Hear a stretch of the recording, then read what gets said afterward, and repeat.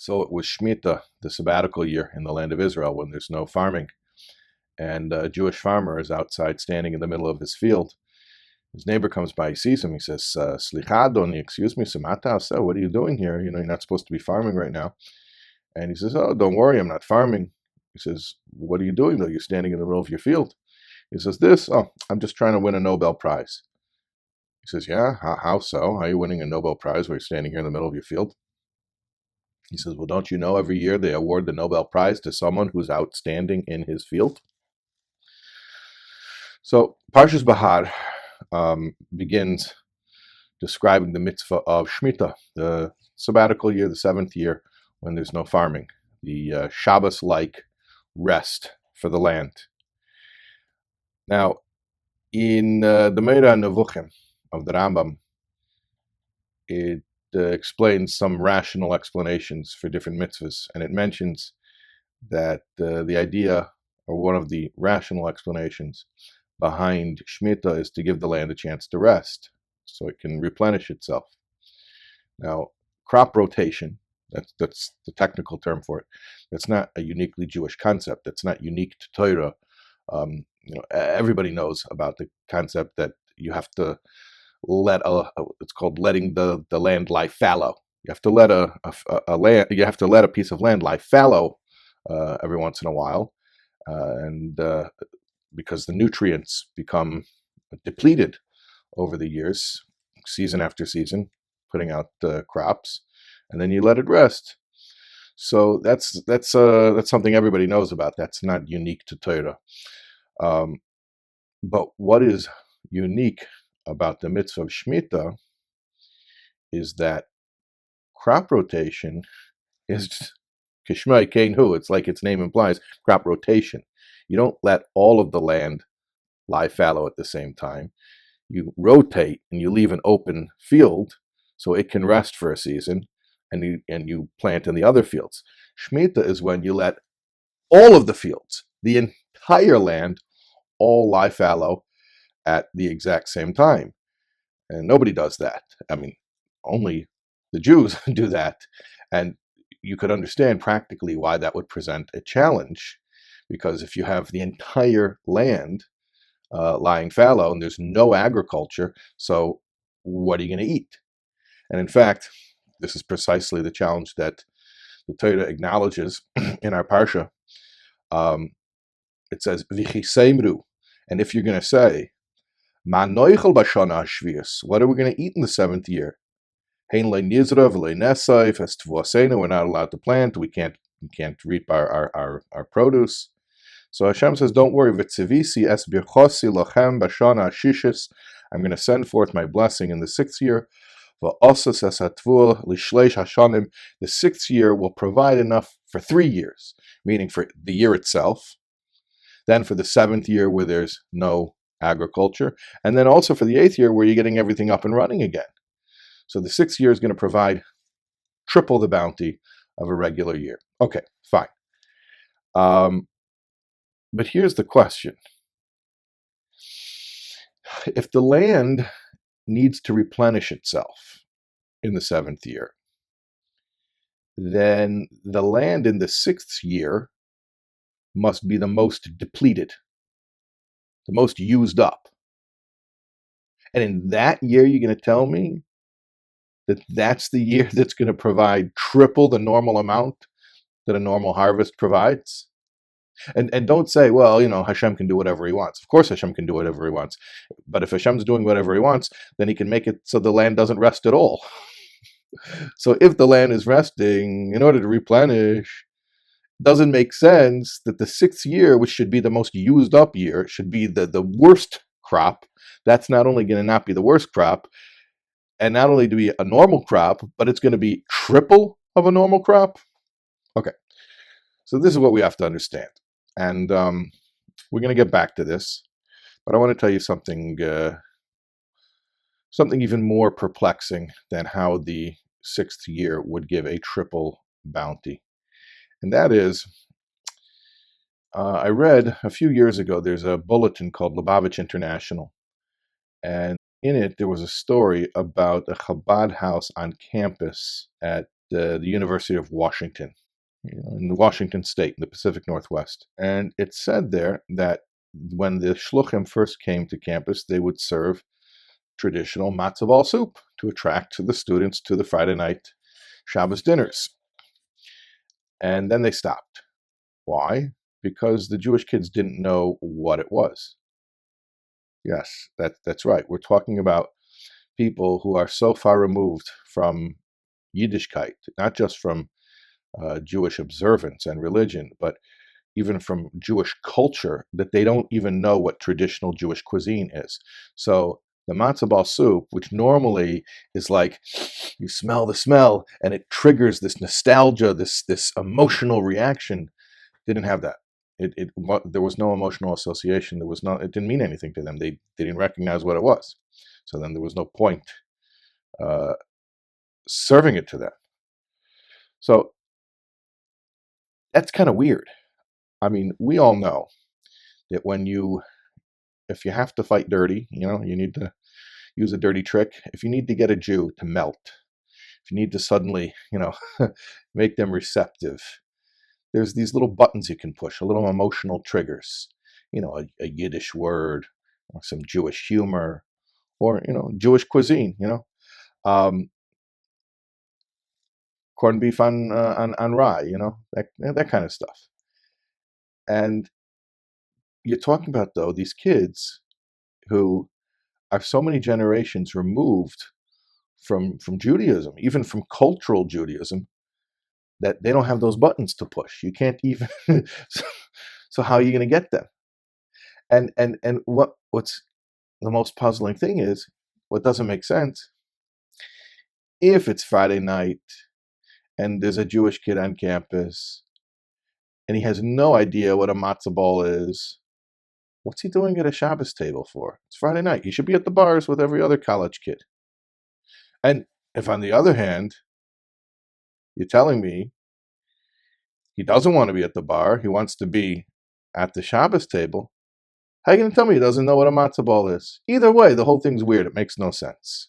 And yet, there's a kid who doesn't even know what a matzo ball is, and for some reason, he knows that he's supposed to be at a Shabbos table. So, if he doesn't know what matzo balls are, what's drawing him there? How does he know to be there? Why is he there? So, I want to tell you a story. About 150 years ago, there was a prominent Jew in Baghdad. We don't think about Baghdad as being a Jewish neighborhood, but once upon a time, before 1948, it was a very Jewish neighborhood. And it not only quantitatively, but qualitatively, it was a great congregation with great yeshivas and leaders and rabbis. And in fact, this story I'm about to tell you was recorded by one of the great rabbis of Baghdad, the Ben Ish Chai. So the Ben Ish Chai records a story, it's actually in his Sefer on Shabbos, about a prominent Baghdad Jew, a businessman, who, Rahman al-Islami, wanted to convert to Islam. Now, just to explain, he didn't want to convert out of any theological conviction or anything like that. He, just for business purposes, there was a ceiling as far as, non-Muslims, how much they could progress in society.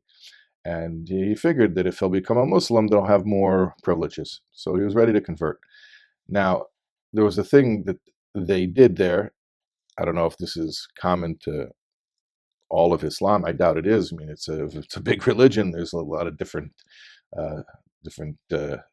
denominations and different sects. But this particular community in Baghdad, they had a rule that the Muslims wouldn't accept a non-Muslim to convert until a clergyman from the person's religion would come to try to talk them out of it. So in this case, the clergyman was the Ben Ish Chai. The Ben Ish Chai was supposed to come in and try to talk the guy out of it before he would become a Muslim, before the Muslims would accept this Jew as a Muslim. So the Ben Ish Chai comes in and he starts giving the guy every powerful argument that he possibly could about why he should not do this. And the guy listens and he's like, okay, I hear you, but you know what? it's just going to be better for me to be Muslim. So, thank you very much, but I'm doing it. So the Ben Ish Chai says, what, hold on, guys. So just wait. I'm calling in for backup. And he found some guy, a simple Jew, who was a childhood friend of this other Jew. And he brings him in. And the Ben Ish Chai realized that all the intellectual arguments weren't working. So he needed someone more who could speak this guy's language. So he gets the childhood friend of this guy, and he comes in, and he says to his friend, he says, "You wanna convert? You want to become a Muslim?" He says, on Shabbat they serve the chamin, the hot food. Ashkenazim we call it cholent. He says, there's an egg in the chamin. If you become a Muslim, you will never again have that experience of eating the egg from the chamin on Shabbat. And the guy couldn't do it. That was it. He couldn't take it. He said, all right, fine, cancel it, call it off. Okay. So why am I telling you this story? I'm telling you this story because here you see the example of that emotional trigger. Something so simple, but there's that emotional association. And it held a Jew. It held him to his Judaism. And that's the way it was. I mean, we have much experience with this. We know the old trick, of serving the traditional foods and the smell of the Jewish cuisine, and it reminds people of their bubby. And there's a way of awakening the Pintel Yid in a Jew by playing upon those emotional associations. Okay, but all of a sudden we're dealing with a generation where they don't even have those associations anymore. I remember I heard once from Rabbi Manas Friedman that he said he realized one day, it was at Beis Chana, which was a school for for girls who were becoming observant. So he said there was a line that he would always be able to use. It could always just cut through the noise and get people to to think straight. And he says one day the line didn't work anymore. What was the line? He would say to them, you know what, enough already. Think about what your bubby would say. And that would always work until one day it didn't, because he realized that times had changed. We'd progressed so far into Golus that people didn't remember a religious grandparent anymore. That there were so many generations of assimilation that they didn't have that connection anymore. So think about it. We are in a time when those connections, those emotional connections, those trigger words don't even work. There used to be a time when a Jew, if you would talk to them about, if you just, again, maybe it's not fighting fair, but if you just needed to get them to, you needed to get through to them somehow. You mentioned the Holocaust, you mentioned the 6 million, and it would, sober them up. How many Jews didn't get tattoos because I'm saying non-observant Jews. They didn't do it because it's a mitzvah not to. They didn't get a tattoo because of the Holocaust. Or how many cremations were prevented? I'm talking about non-observant Jews who otherwise wouldn't necessarily value Jewish burial. But how many cremations were stopped because after the Holocaust you're going to get a cremation? Or another example, Israel. There was a time that it didn't matter where a Jew was as far as observance, where they were politically. You talk about Israel, and it would all of a sudden they would get very serious. That Jewish pride would come out, and now that's not the case. Talk about on campus, the Jewish students there. Not only do they not get excited about Israel, maybe they're even against. They're part of BDS because they're that's the culture on campus. So what are we talking about really when we're describing a reality where Jews don't have those associations anymore? They don't. We don't have those triggers that we used to rely on anymore. So I'll tell you like this. It's 5780 right now. Tavshin Pei. Which, by the way, by way of comparison, in the Chinese calendar, which is the second oldest calendar, it is 4718, which of course begs the question, if it's 5780 in the Jewish calendar and 4718 in the Chinese calendar, then for 1062 years, what did the Jewish people order for takeout? That's just a joke. Anyways, by the way, that's an example of pure cultural Judaism, of Jewish humor that a generation ago would get a laugh. A bunch of college kids, especially in the Pacific Northwest, I don't think they would laugh at that today. Anyways, what's the point? The point is, if it's 5780, that means it's Friday afternoon. What does that mean? So the Gemara in Sanhedrin tells us that just like you have the 7-day cycle of the week, there's a 7 millennium cycle of history, timeline of history. You have 6 millennia, and then the 7th millennium of Shabbos, in other words, Mashiach. So from the year 1, from creation until the year 1000, that's like Sunday. And then by Monday, the 2nd millennium, that was the flood, right? Then Tuesday, the 3rd millennium, you have the Aves and the Emois, the patriarchs, the matriarchs. And you had going into Egypt and the slavery in Egypt and coming out of Egypt. And you had the revelation at Sinai. And then the 4th millennium, that would be like Wednesday. Then both the 1st and 2nd Beis Hamikdash, both temples were built and destroyed. And then on Thursday, the Talmud was redacted in Babylonia, and Rashi wrote the commentaries on Chumash and Gemara while he had crusaders outside in the street. And the Rambam, he fled from Muslim extremists, and he wrote the Mishnah Torah. That all happened on Thursday. Then on Friday you had the Black Plague, you had the Spanish Inquisition. You had pogroms, you had the Baal Shem Tov, you had the Industrial Revolution, the rise of the Soviet Union, the Holocaust, the fall of the Soviet Union, the invention of the iPhone. That's all Friday. And that brings us pretty much to the present day, which is roughly about 12:40 p.m. Now, anyone who's been in a Shabbos observant home on Erev Shabbos knows how hectic things can get. And that's what it is right now. But no matter how hectic it gets, eventually, Shabbos comes and things calm down. So what happens is we're getting closer and closer to redemption. Every generation is getting lower, spiritually lower. We're technologically much more advanced than our ancestors, but spiritually we're on a much lower level. We're depleted.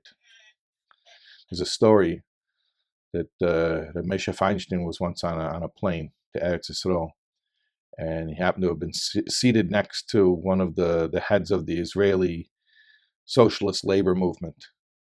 And after the plane took off, one of his Talmidim came over to Rav Moshe, and he says, "I brought you your slippers. Let me take your shoes." And then later he comes over, I brought the Rav his food, and he was taking care of him. And so this leader of this socialist labor party says, I'm amazed about the honor that your son gives you. He says, "No, this isn't my son. This is my student. If you would see my son, you would see even real treatment."